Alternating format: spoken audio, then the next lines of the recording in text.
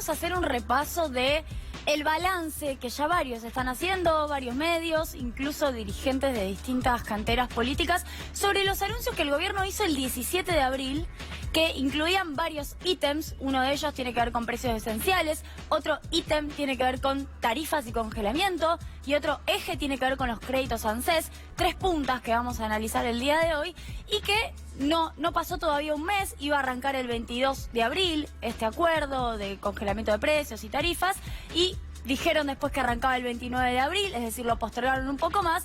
Estamos a 3 de mayo para hacer algún balance parcial de cómo está la situación respecto de este mega anuncio que claramente para el gobierno era y sigue siéndolo a mi criterio, fundamental, sobre todo no tanto por los impactos que pueda llegar a tener, porque son dudosos los impactos y los hemos relativizado al momento que los anuncios salieron, se conocieron a la luz, sino fundamentalmente por la credibilidad, la autoridad política que se pone en juego de parte del gobierno nacional al lograr hacer cumplir esto que voy a pasar a mencionar. En primer lugar, precios esenciales, que viene siendo una especie de mamushka el funcionamiento, porque precios esenciales está dentro de precios cuidados.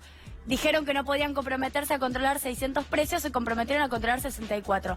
Pero vamos a mirar esto. Son solo 17 productos de los casi 56 de la canasta básica alimentaria, los que están en precios esenciales. O sea, paso a explicar lo que quiero decir. Precios esenciales son 64, no productos, variedades de productos, porque hay bienes muy repetidos. Por ejemplo, voy a pasar acá, hay 7 tipos de galletitas, hay 11 tipos de yogures, hay 7 tipos de harinas y subproductos, hay 5 tipos de fideos y hay 6 tipos de arroces, lo cual da cuenta de que esos 64 no son 64 productos o bienes comestibles distintos, sino que se repiten varios. Ahora, si miramos los 54 productos que tiene la canasta básica alimentaria del INDEC, con la cual se mide la indigencia, por ejemplo, vemos que de ese listado que el INDEC considera básico como información nutricional, hacemos a un lado las críticas respecto de cómo está compuesta esa canasta, pero eso que el INDEC considera básico no se cumple. Solamente hay 17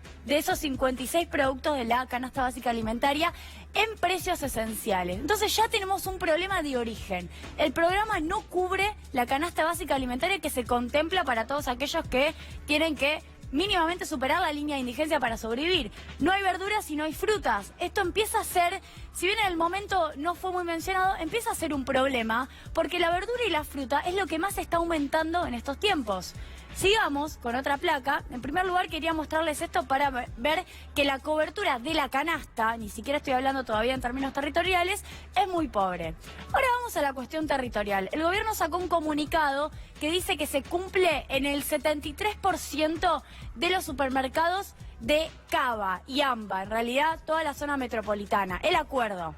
Claro, cuando vas a varios lugares que exceden, en algunos casos, la zona metropolitana, en algunos casos se controlan algunos supermercados y el 100% de esos supermercados no tiene el cumplimiento del acuerdo. Salta Capital, Córdoba Capital, Rosario, General Pico, Tandil, La Matanza, Lomas de Zamora, Esteban Echeverría. Es un reglamento que hizo el GEC, CEPEMA y CEPA con supermercados de estas ciudades y no está cumpliéndose el acuerdo. En algunos casos, de varias de estas ciudades, no hay ninguno de los 64 productos. O sea, no están. En lo que comunicó el gobierno tiene que ver solamente con la zona metropolitana, que es claramente lo único que les importa, porque ahora voy a explicarles por qué también el congelamiento de tarifas es bastante poco federal. Directamente voy a ser más clara, no es federal y ya hay varios gobernadores e incluso intendentes de municipios importantes que se están quejando de esta situación. Vamos a seguir, dejamos a un lado la cuestión de los precios esenciales que, bueno, tiene una cobertura muy limitada, como les contaba. Antes quiero detenerme en esto. Salió ayer Consumidores Libres a informar el primer dato que tenemos de la inflación de abril en materia de alimentos, 4,23%. Es muy importante este dato porque recuerden que en marzo dio por arriba de 5 y ya en abril estamos en 4,23, es decir, no cede la inflación de los alimentos. Y solamente en el año, en 4 meses, los alimentos aumentaron 17,7%. Solamente 4 meses, ni siquiera transcurrió la mitad de 2019, incluido obviamente el mes de abril, en donde ya se estaban poniendo en marcha los controles de precios de alimentos. Ahora sí, avancemos a la cuestión del congelamiento de tarifas, porque el día de ayer, Víctor Hugo Luli, se anunció el congelamiento de tarifa de electricidad para la zona metropolitana. Una resolución, la tenemos acá arriba, de Nor y de Sur, resolución 104 y 105 del 2019 del ENRE, que dice que se congela solamente para los usuarios de Nor y de Sur la tarifa de ahora en adelante. ¿Por qué? Porque recuerdo que hubo un aumento del 26% en febrero y un aumento del 14% en marzo. El 8% restante se congela. Los no residenciales, lo que veíamos el otro día, los clubes de barrio, las pymes, van a tener aumento de tarifa de electricidad entre 2 y 4%. Ahora, la pregunta que tiene que ver con esto es, ¿qué pasa con el resto del país? Porque de Nor y de Sur es la zona metropolitana. Empezaron a haber quejas de parte de, por ejemplo, el ministro de Economía de Salta, la propia intendenta de la ciudad de Rosario, de distintos municipios de la provincia de Buenos Aires en contra de la gobernadora Vidal, diciéndoles, ustedes anunciaron un congelamiento de tarifas, pero solamente ponen plata para Edenor y de Sur, pero no garantizan la cobertura nacional. Entonces, si bien se sumaron estas provincias, Buenos Aires, que igual tuvo críticas del CEPIS, un centro que se había opuesto al tarifazo y que dice que en realidad el congelamiento de la provincia de Buenos Aires es muy limitado, el congelamiento de la tarifa de luz. Se suma Córdoba, Catamarca, Corrientes, Tucumán y Entre Ríos. Mendoza y Jujuy también, provincias bastante oficialistas, una de Morales y la otra de Cornejo. Además van a congelar gas y transporte.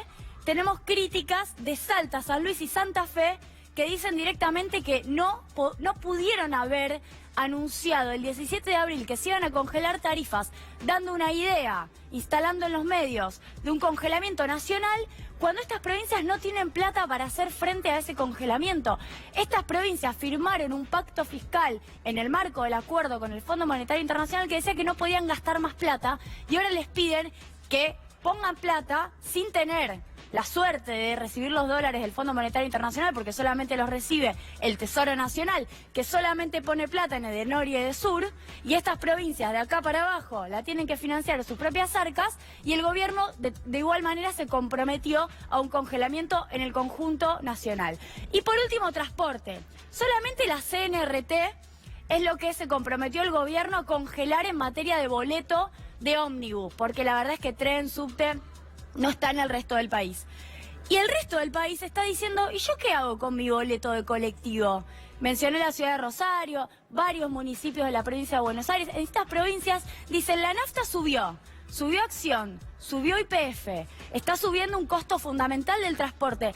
Y el gobierno dice que yo tengo que congelar el boleto del transporte. Bueno, se viene un conflicto en ciernes porque no pueden hacerse cargo, porque se comprometieron a no gastar más, y el gobierno nacional, sin embargo, dice no pueden aumentar la tarifa de transporte.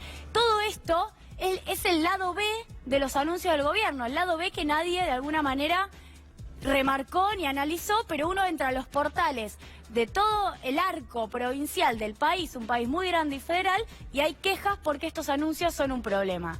Vamos a lo último, Víctor Hugo. Entonces, precios esenciales tiene problemas, el congelamiento de tarifas de luz y de transporte tiene problemas, y Créditos ANSES no tiene ningún problema porque va bárbaro. 700.000 solicitudes de crédito, y de hecho también si uno entra al ANSES y ve cuáles son también los comentarios de la gente, están ansiosos por recibir la plata.